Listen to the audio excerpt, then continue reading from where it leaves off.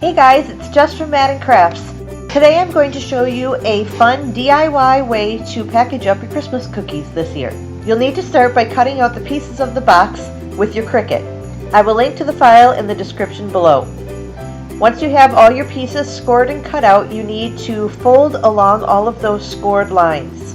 Whether you keep your pinkies out while you do it is up to you. Take the two pieces of the bottom of the box, add some adhesive dots to the flap on the side of the box, and stick those two pieces together. Then take some glue or more adhesive dots and fold down all of the inner flaps of the box. This will give the box some stability so that it holds your cookies safely.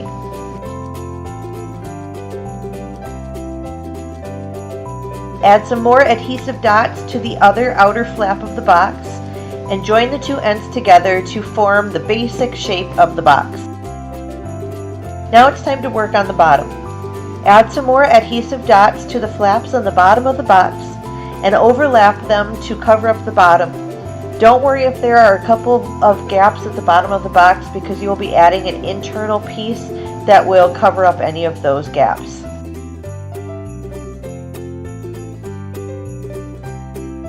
Add one of the squares you have cut out to the interior of the box and the bottom half is done. Now it's time to start working on the lid. Begin by folding along all of the scored lines, keeping your pinkies out for balance. Because I used scrapbook paper and not cardstock for the lid, I needed to be careful while I was folding to not rip the paper. Once you have all the lines folded, add some adhesive dots to the underside of the lid and glue on the other square that you have cut out with your Cricut. This piece of paper will show through the cutout bow, making it look as if there's a real bow on top of the box. Finally, add some adhesive dots to the corners of the lid of the box and glue it all together to give it its basic shape. Now the lid is done and you can test it out to make sure it fits over the bottom of the box.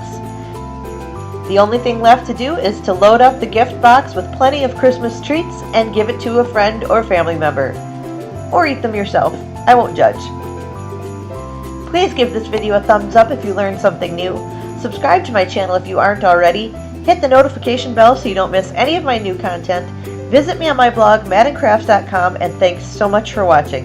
Bye!